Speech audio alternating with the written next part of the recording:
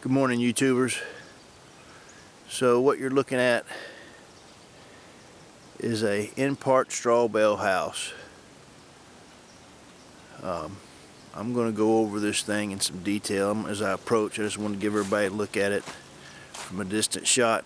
What you're seeing, that orange spot, is a little bit of acid stain left over from staining the concrete floors, and I sprayed it on the outside of the surface bonding concrete. So let me get a little closer. So what you're looking at is 1,200 square feet. The front wall here is straw bale. Straw bale wrapped in chicken wire, encased in surface bonding concrete. These walls here are dry stacked concrete block with surface bonding concrete on the outside. You see I got a little boo-boo there. Dirt guy hit it with a bobcat, cracked the wall a little bit, had to do a little repair work. And that is a 2,000-gallon cistern. Now that cistern is setting in the hill. That cistern is 7 foot tall overall. It's setting in the hill just about halfway. It's got a heat tape wrapped around it about 6 inches off the dirt there, with tank insulation. It's got a full back and fiberglass mat to it, and then it's wrapped in black plastic. And I'm going to be building a shed over that. So let me kind of give you a look out the front yard here. So this is looking out the front yard. You can see there's a creek just right down past that tree. That tree's out because right where that tank is setting, that tree and that root bulb came out. There's the old Jeep and the DRZ 400 motorbike sitting down there. So this is my place in Kentucky.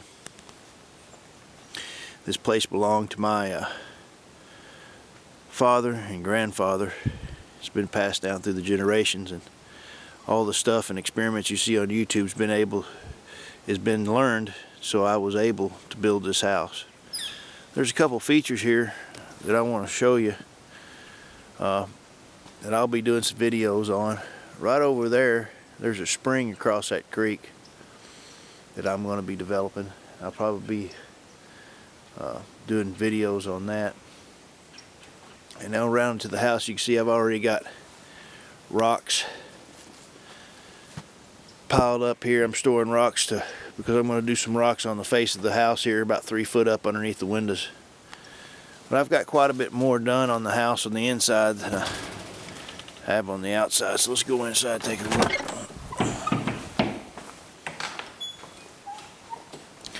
So it's pretty messy in here. I'm still in the construction phase. You can see the cabinets don't have countertops on them. They're going to be concrete countertops on the cabinets. But the cabinets are built. I built them myself. There's some of my cutting boards up there. You can see that this ceiling is vaulted, so it's what's called scissor trusses up there. And that's got 6-inch tongue and groove pine up there on the ceiling. And as I transitioned to trusses, I left those shelves up there like that. There's a dog and his teddy bear. He's giving the teddy bear what for this morning. You can see how thick the windows are. So these are just bucks in the window. You can see that they're the width of a straw bale. And this is surface bonding concrete on these walls inside here. Let me step back so you can get a better look. And then on top of surface bonding concrete, I just went over it with a layer of drywall mud.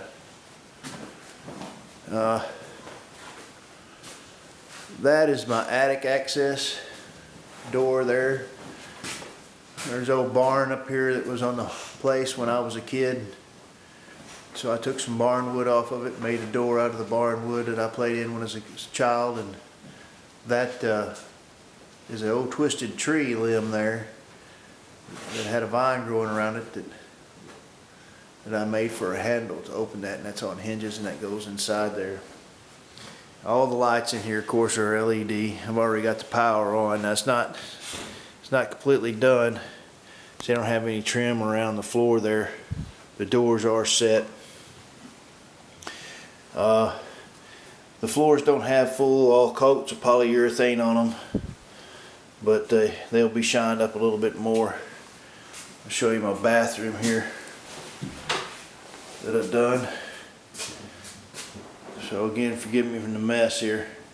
A little vanity and some tile, and that's a piece of creek rock that I cut on a smooth edge. It was kind of bowl shaped. Thought I'd use it for a soap dish.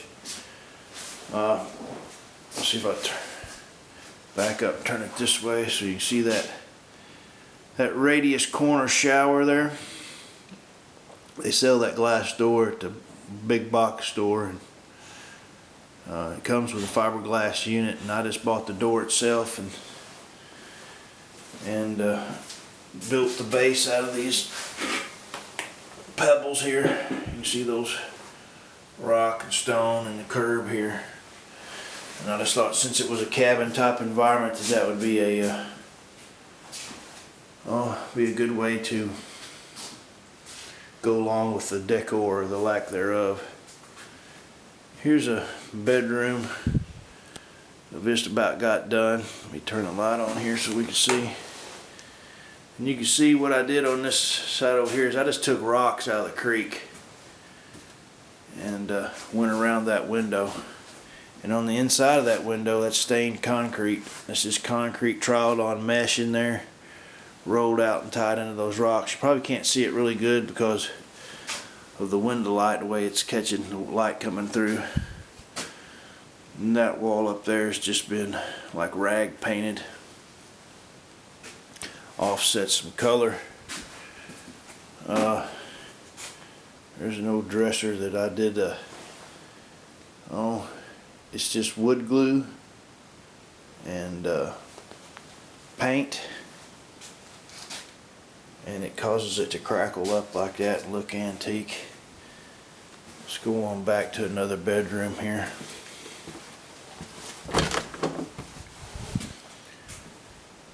Now, this floor here is a green floor. I'm going to turn the light on.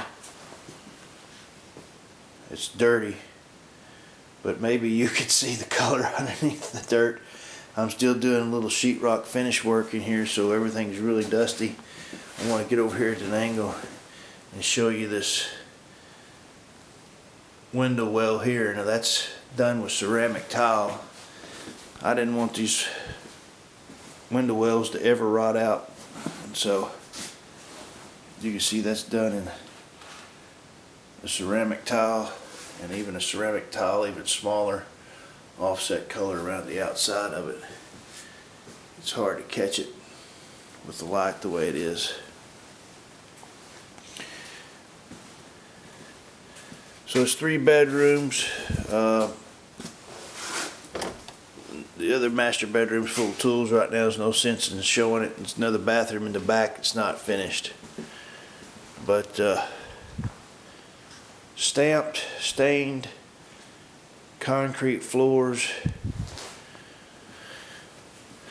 tongue and groove ceilings, R19 insulation over the tongue and groove, which 3/4 inch of tongue and groove is equal to about 4 inches of fiberglass insulation.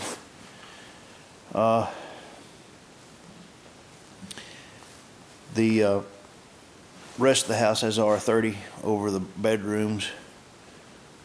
There's also a bubble wrap underneath the metal roof at the top that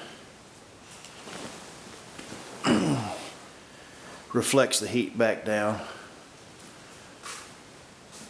I will be building a large rocket stove right off this corner right here, which will be the main heat source. Now, interesting enough, I had to decide whether I wanted to build this house warm, specifically to be warm in the winter, or cool in the summer. and I went more towards cool in the summer. So looking out this front door here, you're looking pretty much due north. So my straw bale wall is the only wall that's out of the ground, and it's facing due north. The back of the house, south of the house, is inside the hill. Not very much sun hits the house because of the woods behind the house, and it stays pretty cool. This summer was a really hot summer, and I used a window air conditioner from a local Walmart, a 110 5,000 BTU air conditioner, and it kept this 1,200 square feet below 70 degrees even on the hottest of days. Because it is so insulated and sealed, I do have to run a dehumidifier in the summertime because water will condense in here and it'll mold because it is so much cooler. So naturally in the summertime, when we're having a 90-degree day inside this house, is right around 70 degrees. It's about a 20-degree temperature difference. Last night it got down to 40s, right at 40 degrees even, and it never dropped below 65 in here. So that's from it warming up through the daytime. The floor in here is about a foot thick. So it still, with it warming up through the day, it warms up through the day, it holds enough heat that even at 40 degrees at night it didn't drop below 65. So 25-degree temperature difference in the warmth. And not only will the window air conditioner cool it, but that's a 22,000 BTU kerosene heater, and it is sufficient to heat the thing. So I was going to build a large rocket stove, but it doesn't need it. It won't take it. So there's going to be lots of projects, and I'm going to be giving updates on this as I complete this. There's going to be several small projects, like that one's going to be a rolled barn, barn door that's on the rollers there that rolls off. That's my it's my utility room here off of the kitchen. I've been doing a little plumbing there. So this shut off here is coming from my tank outside. That's where I'll be setting my pressure tank. Been doing little pecks.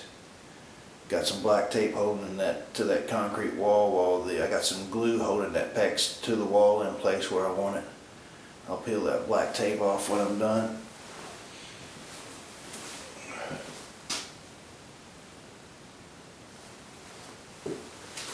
I do have 200 amp standard electrical in there. However, I do have solar on the roof. Not, I think 100 watts panel up there. I got some large batteries up there that I'm charging, and